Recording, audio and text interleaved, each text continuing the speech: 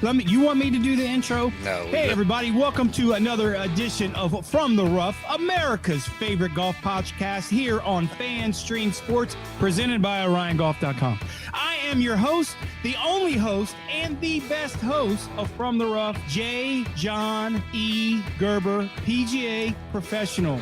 Over 20 years PGA professional. How was that? Was that good? How was that? I think I might record that and just play that for every intro. Hello and welcome into another From the Rough right here on FanStream Sports, presented by our good friends at OrionGolf.com. The nation's leader in golf facilities management assistance. Head over to OrionGolf.com if you are a member of a country club running the thing, if you are it's a golf course, municipal country club, I don't know, a par 3 course, a driving range, any golf facility. Our good friends over at Orion Golf can help you out. OrionGolf.com. It is time to take a breath. Take a deep breath, boys and girls. Let's collect ourselves. Let's gather our thoughts after a massively incredible weekend of golf that was I couldn't keep up with. I had a hard time keeping up with it, partly because of the golf, partly because of weather issues related to some of the golf. But it's time to talk about it. Let's recap all 4 championships that we had over the weekend. Scottish Open, the Evian Championship, the ISCO, and the Cowlid Companies Championship as we say goodbye to a legendary golf course this weekend as well. I am IndyCarTim, your host. As you will notice, there's no PGA of America member John Gerber because it is once again, boys and girls, as golf takes priority over the show, Johnny is out on drunk golf assignment, probably wasted right now on hole. I don't know what hole he's on. As we run through this thing solo for you, which means there will be nobody here to correct my swing theories. There will be nobody here to defend my course management or calmly explain why laying up is sometimes an intelligent decision. Johnny's not here to do that. And by the way, as I mentioned, what an incredible weekend of golf we just witnessed. Tom Kim announced that reports of his disappearance were greatly exaggerated. Haeran Ryu survived, I probably butchered her name, I apologize, survived one of the wildest major championship finishes you will ever see. Maybe cementing my theory, my prediction, my statement that the LPGA might be taking over the PGA as the number one, tour as far as viewership quality, viewership excitement goes. We'll get into that here in a little bit, but Zach Johnson turned Firestone's farewell into a 6-shot funeral procession, and Stephen Fisk lights it up, and what a playoff that looked less like a golf exhibition, more like 2 guys trapped in a phone booth swinging their elbows at each other. Just what it looked like to me. So let's get into it. Let's start with Tom Kim. And let's start in Scotland, where Tom Kim didn't just win the Scottish Open. He reminded everybody who the hell he is, because we might have forgotten. Shoots a final round 64 at the Renaissance Club, finished 17 under, beating Minwoo Lee, Johnny's future brother-in-law, by 2 strokes for the 4th PGA Tour victory of his career. And no, this wasn't some backdoor win where the leaders collapsed, the weather flipped the script, and somebody stumbled into the trophy presentation. This was Tom Kim absolutely going out and taking this championship. Because of Saturday's fog delay, he had to play 29 holes on Sunday. 29 holes. Johnny can't fit 29 holes into a weekend. I've watched him try.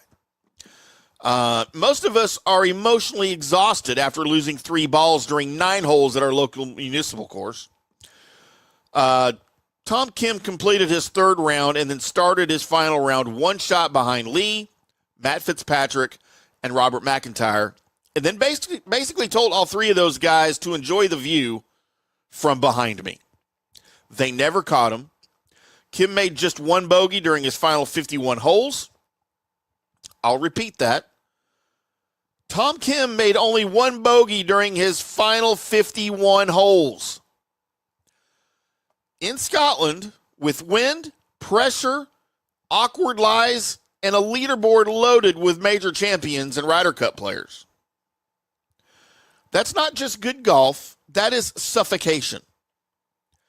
The defining moments for him came at the par 4, 10th, and 16th holes, I think. Both approaches came from more than 200 yards. Both required a 4-iron, but they demanded completely different shots, which he nailed. At the 10th, he launched a high fade into the wind. At the 16th, he carved a low draw through the terrible conditions. That's the golf equivalent of throwing a 98-mile-an-hour fastball and then coming back with a filthy changeup. And he did both to perfection. Same club, different window, same result. Birdie opportunities on holes where most players would have happily signed for a par and sprinted to the next tee. Those are extremely hard holes. Then throw in the weather that he was dealing with. Then maybe even more impressively, his putter took over. He kept making the uncomfortable par saves, the 6-footers, the 4-footers, the pars that suddenly look 15 feet long when there's a trophy, a massive check, and the Open Championship looming 1 week away. He finally buried a 4-footer at the 18th while Minwoo Lee stood there in the fairway, 2 shots behind and completely out of answers. And that was it. Game over. Tom Kim is now one of only 5 internationally born players to win 4 PGA Tour events before turning 25. The other 4, Rory McIlroy, Adam Scott, Hideki Matsuyama, and Sergio Garcia. Sorry, I said Sergio Garcia. We try not to talk about him on this show. And that's not a random list. That is a list filled with major champions, Ryder Cup legends, and players who have spent years near the top of the sport.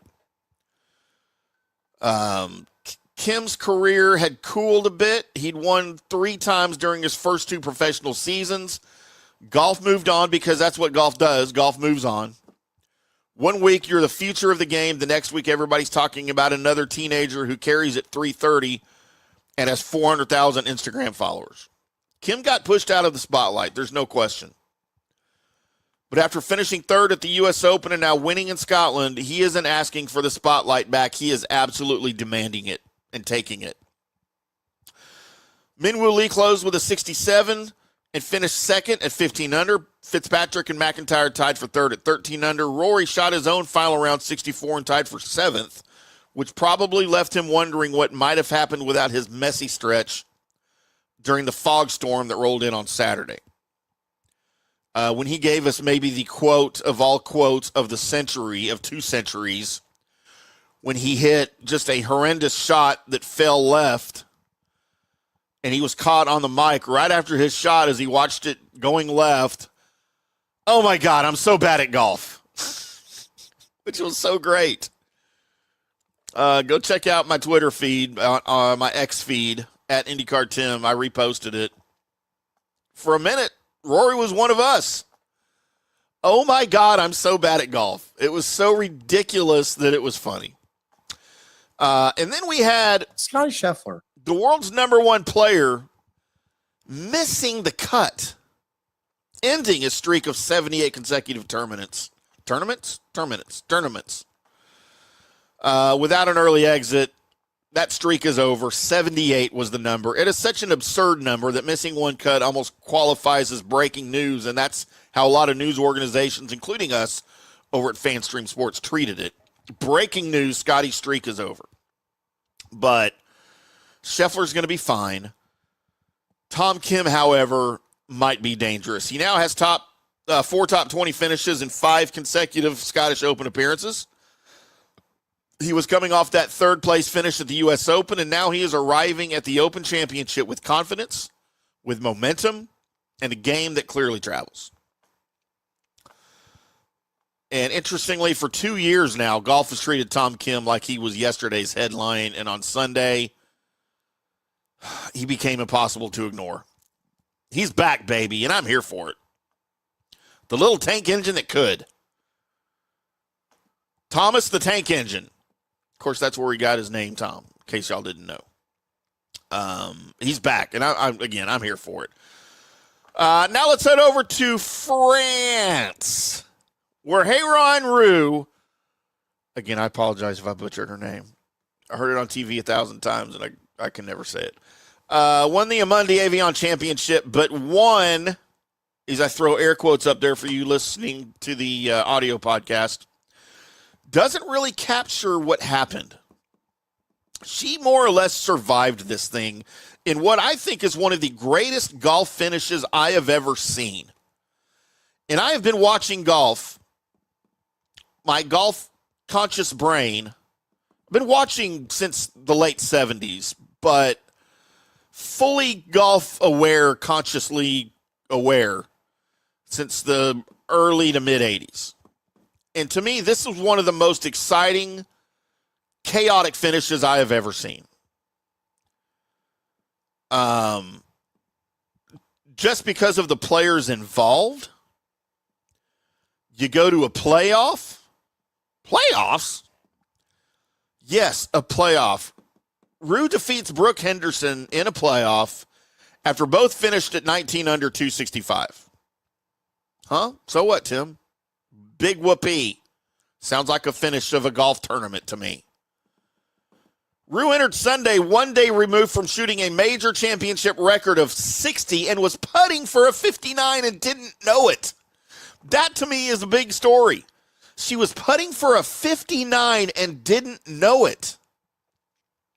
And I talked to Johnny about this, and he's like, no, to me that's shocking that you don't know what you're putting for. I've never been there. Johnny says, you know what? No, a lot of times these players, especially, it's not the final round. You're just trying to shoot the best score you can, and you're not necessarily keeping up with where you're at for a total. She was putting for a 59 and did not know it and almost made it anyway. She finished with a 60 on Saturday, a 60. And then followed it with an even par 71. That's just golf, right? Especially the pressure of a major in France. France. We are from France. If y'all know where that's from, y'all are my best friends. One day the cup looks like a swimming pool, and the next day every 4-footer looks like you're trying to roll a marble into a mailbox slot. She played nearly the entire final round on Sunday without a birdie. Think about that.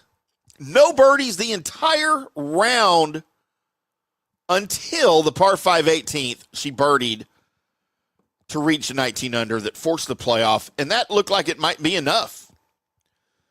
Brooke Henderson began the final round 7 shots behind. She made an eagle at the 7th.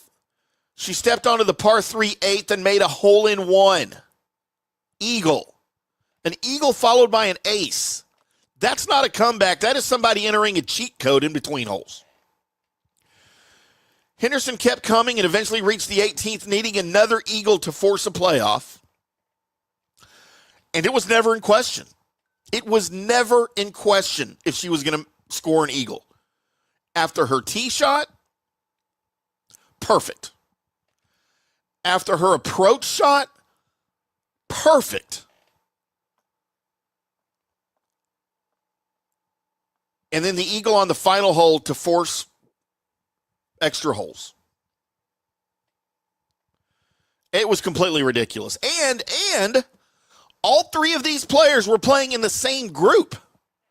The final group, the 3 players, Aki Iwai was your 3rd player I'm referencing here. She had an opportunity to make a birdie putt and join the playoff, but she missed. Could have had a 3-way playoff with an eagle and 2 birdies on 18. And let's not miss out on the fact that while Brooke Henderson was contending, I think it was the 17th, she bogeyed? Triple bogeyed? Whatever it was. To fall short, to fall back of the lead. And then coming through like she did on 18 was just absolutely ridiculous.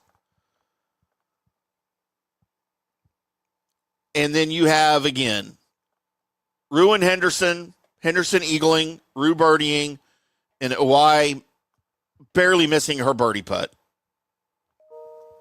Still her best finish ever in a major, by the way. And you think the chaos is stopping at this point. You go to the extra hole. Henderson missed the fairway left, and she had to lay up. Ryu reached the right side of the green in 2, leaving herself a long eagle putt, but more importantly, creating a massive advantage over Henderson, who, again, missed the fairway. Henderson's third shot didn't find the green. It missed, and she couldn't chip it in for a birdie.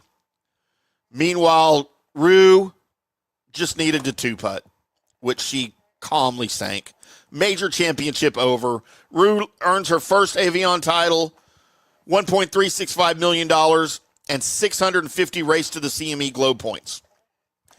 Henderson played the round that everybody will replay. Ryu hit the shots that actually won the tournament.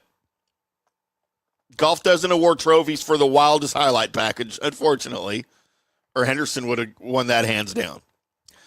But it does reward the player who survives the final hole, and that was Ryu. Her 60 will live forever in major championship history, but what she did Sunday might have been even more impressive. She didn't have her best game. She couldn't find the same scoring rhythm.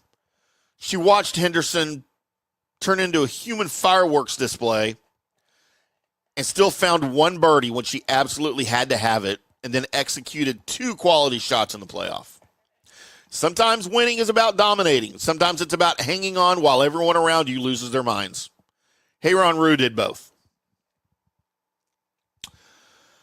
Next stop, Firestone Country Club, because Zach Johnson didn't survive anything. He destroyed everybody, winning the Cowler Company's championship by 6 shots, finishing at 15 under, 265 after a final round 68. It was his first senior major championship and his third victory of the 2026 PGA Tour champion season. He began Sunday with a 4-shot lead after shooting a third round 63. He then bogeyed 2 of his first 4 holes. And for maybe 10 minutes, everybody in the field was thinking, hey, maybe we've got a chance. They, in fact, did not have a chance. Nobody made a real move. Nobody applied any kind of sustained pressure on him. Nobody forced Johnson to do anything dramatic. He settled down. He controlled the tournament, and he walked away from the field. Then, just to make sure that everybody understood the message, he chipped in from about 20 feet on his final hole. Why not? Let's put an exclamation point on this thing. The tournament was already over, but Johnson had to add one final punch before collecting the trophy. Boo Weekley shot 66 and finished second at 9 under. Rory Sabatini also closed with a 66 and finished third. Stuart Sink shot a 68 and finished fourth, maintaining his position atop the Charles Schwab Cup standings.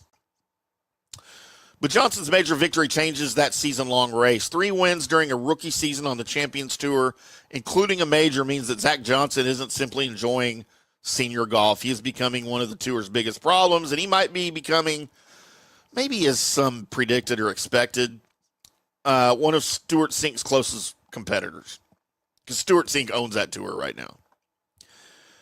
The victory also earned him a place in next year's Players' Championship, giving him another chance to test himself against the younger generation.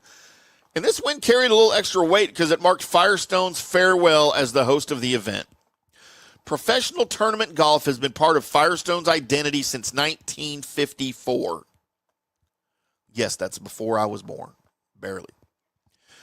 The course has hosted a generation of stars, major moments, World Golf Championships before transitioning to the PGA Tour Champions. Beginning next season, the event moves to Newport Beach, California. Why?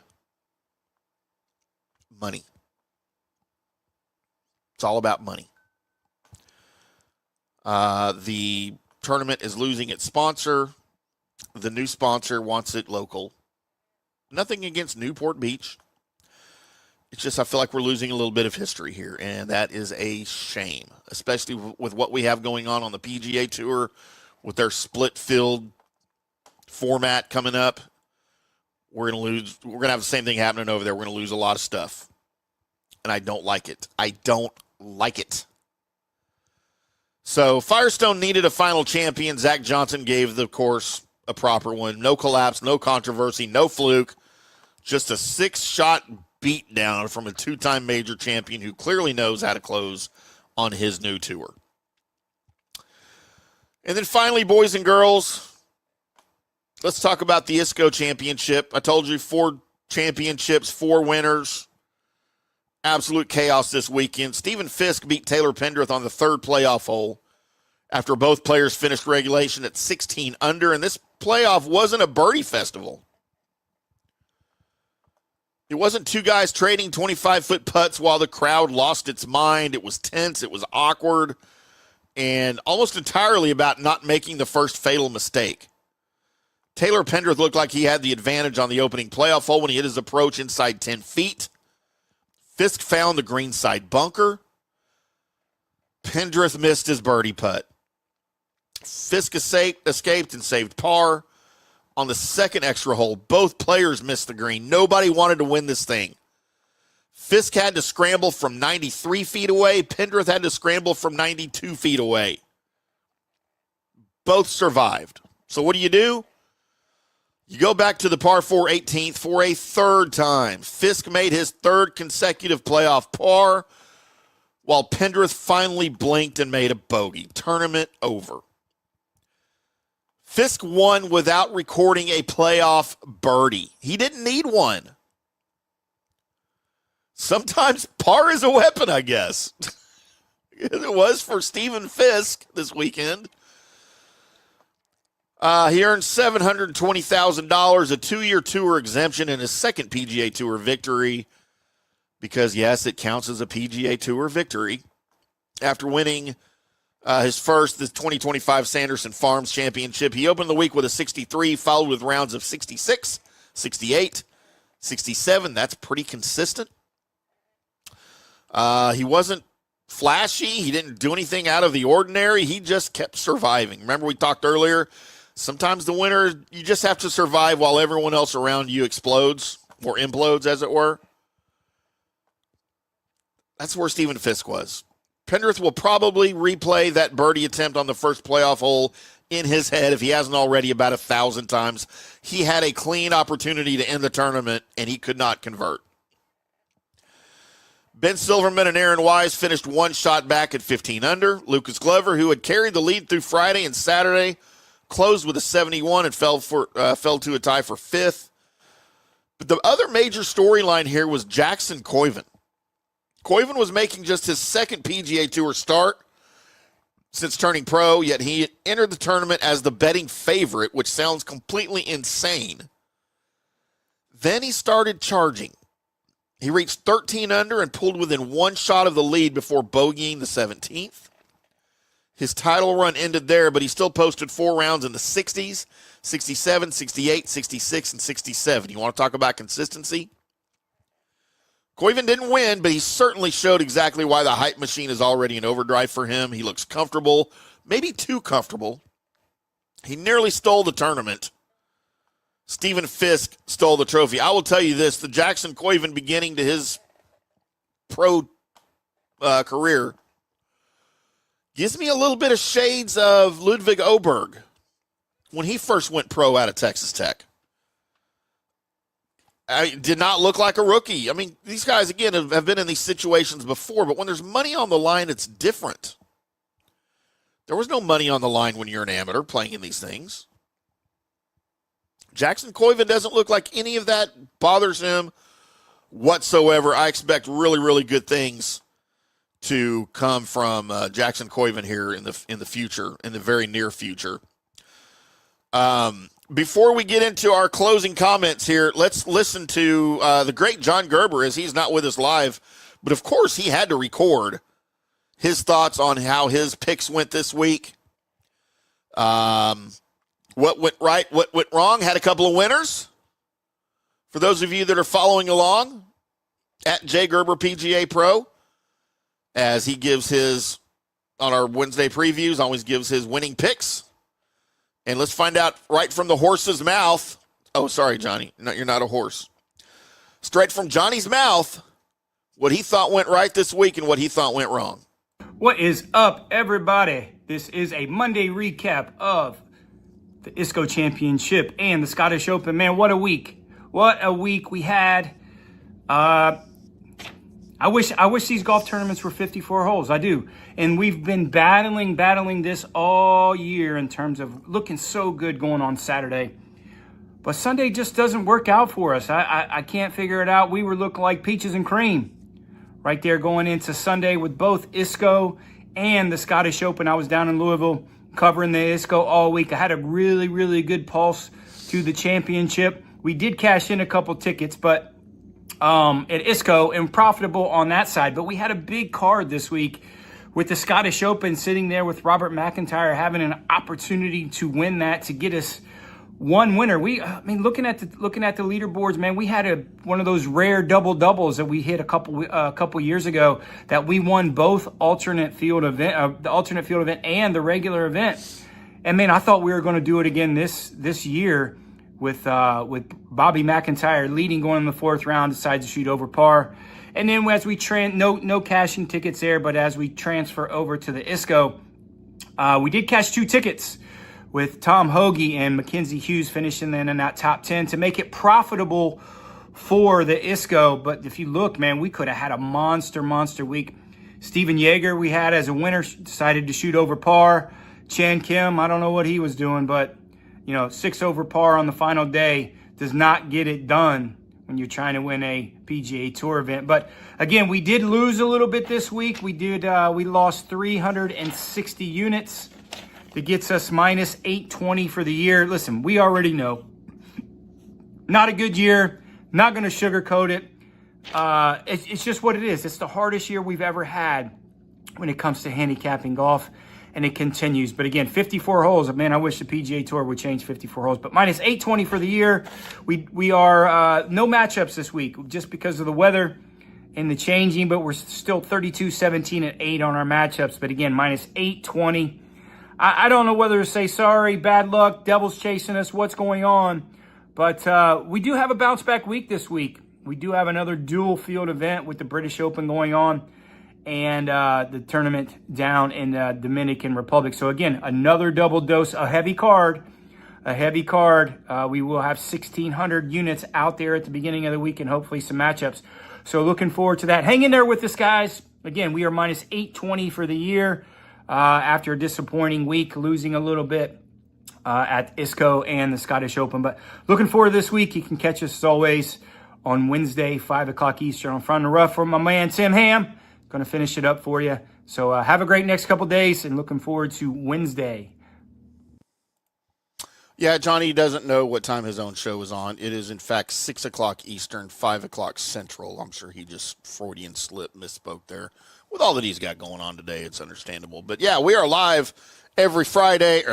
See, I don't even know when my show's on, apparently. It is a preview Wednesday, 5 o'clock Central, 6 o'clock Eastern. It is a recap Monday, 5 o'clock Central, 6 o'clock Eastern every week. Normally we are together doing these things.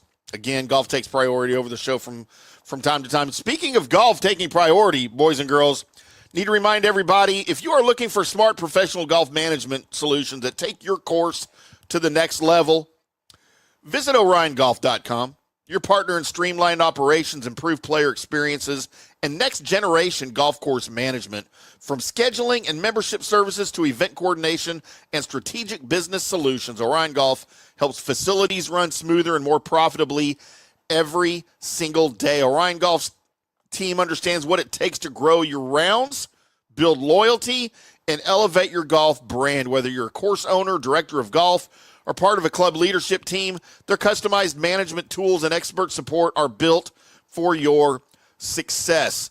That's OrionGolf.com, where golf management meets real results. Visit OrionGolf.com today and discover why better golf starts with better management. Thank you, Orion Golf.